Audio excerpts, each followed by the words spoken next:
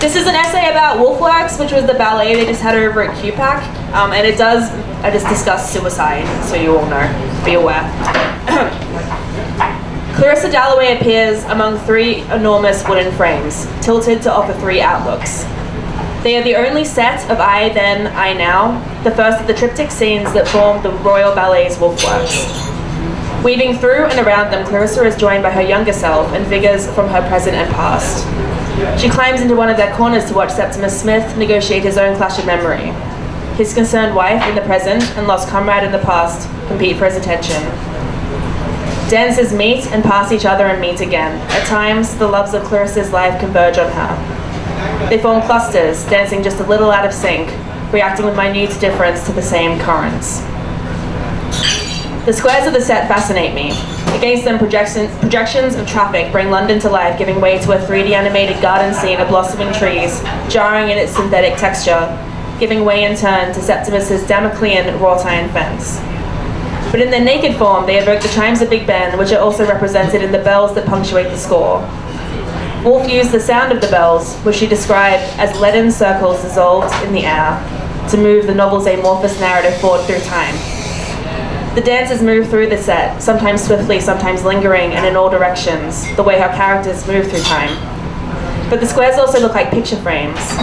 They present a static past, holding memories that can be turned over, details revealing themselves with each pass through them. But the events of those memories are fixed. Woolf's characters move through what is indelibly the past, as well as the present, the future, the lives of others. They do so playfully, or sometimes as if compelled, or unable to stop. The past is fixed, but they exist within it. To Clarissa and Septimus, doppelgangers of an unlikely sort, everything is always happening at once. Woolfworks composer Max Richter described the author's work as a kind of pure research into the nature of language, voice, personality, and the question of being itself. The genius of her writing is hard to articulate because it holds multiple geniuses. But one of them is this sense of temporal convergence, and it is not only a trick of style, a way to free herself from linear narrative. It's the key to the way that her work manages to be so formally challenging and emotionally immersive at once, because it reveals an experience I've never seen articulated better. For those who find themselves at war or on easy truce with their own minds, be they characters, authors, or readers, the boundaries between past and present and self and other become porous. Take a wrong turn and they'll find themselves in a memory, or floating out of their own heads. As said by Clarissa, not here, here, here, and she tapped the back of the seat, but everywhere. Woolfworks' second movement is a different beast drawing on a different kind of story. Orlando was Woolf's most joyous work, and it turned this sense of fluid time to joyous use. In Beginnings, reflecting the novel's preoccupation with time travel, everything is fractured. Elements of costuming collide on the dancers' bodies. Baroque details in gold scream period against deconstructed dancewear, stiff tutus and neck ruffs in matte black. Where the rest of the score feels more purely orchestral, synths and strings collide across 11 tracks, where I Then, I Now encompass only 4. Refusing playfully to resolve into one thing. In a nod to the gender fluidity of the novel, the dancers incorporate the variety of costume in ways that do not signpost gender in a stable way. Lasers slice the stage at different angles, forming walls of light for the dancers to cross. It glories in its refusal to resolve. It embraces dissonance. And another genius, a related genius, becomes clear. Virginia Woolf knew how to show the strength in people considered frail and the frailties in those considered strong. It's memorable in Mrs. Dalloway in his treatment of Clarissa the ailing housewife against Peter Walsh, the British adventurer. Septimus the shell-shocked soldier against Dr. Holmes, the benevolent doctor. Into the Lighthouse, the tyrannical Mr. Ramsay against his children. Orlando was a less obvious example, but in a time when fluidity was considered a weakness, a dangerous failing, when the lesbianism of the novel's inspiration, Woolf's lover, Vita Sackville West, was punishable by imprisonment, depicting the joy and adventure and life-expanding quality of queer experience was bold. In many ways, it still is. And Beginning shows the variety in a story that, especially in summary, seems to traffic in linear binaries. It's just hilarious. Orlando is thrown through time in forward-moving bursts. They are a man and then they are a woman. But musically, visually, and in movement, all possibilities are held in the moment. None of them threaten to destabilize any other. Everything happens at once. In the final scene, one of the beams of light is refracted across the stage into every possible color. Virginia Woolf knew that the baggage of language, its tangled threads of association and memory, was one of its chief difficulties. Her famous meditation on words from her essay on craftsmanship is woven into the score at the beginning of I Then, I Now, in a recording of her own voice.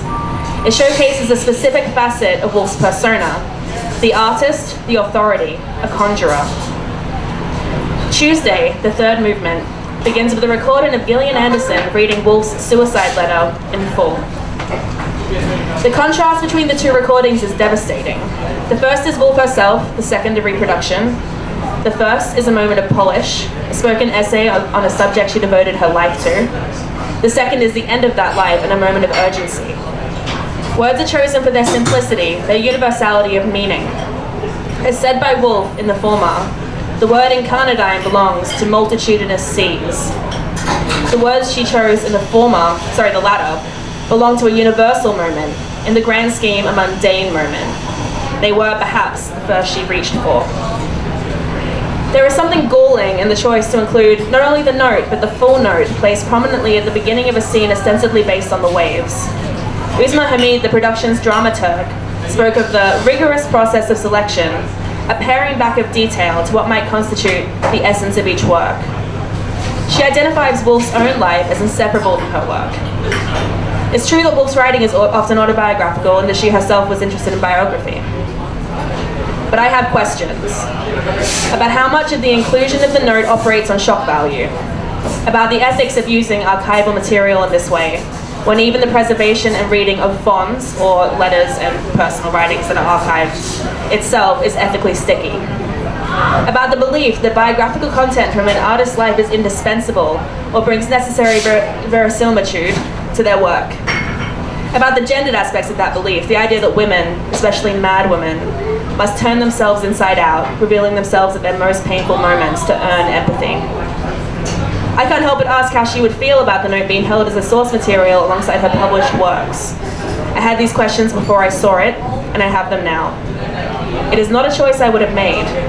The casual tone taken by the show's creatives when they discuss the choice unnerves me. But I can't deny it, not wholly. Because those words exist and we have them, they belong to Virginia Woolf, as incarnadine belongs to multitudinous. Placing them alongside the waves puts the frailty she most feared in the center of her strength, where it resided all her life. They are inseparable and were concurrent. Biography intrudes on fiction. Everything happens at once. And while the inclusion of biography sometimes limits work rather than adding resonance, perhaps here it is deliberate. Virginia herself dances across a stage populated by her characters, the children of the waves, costumed in phosphorescence, in a state of constant renewal. She is moved beyond expression, but is removed from them. Without a future, her present becomes past. Without future, there is no sight of transformation. She has made her impossible choice, and her stories swell around her anyway. Thank you.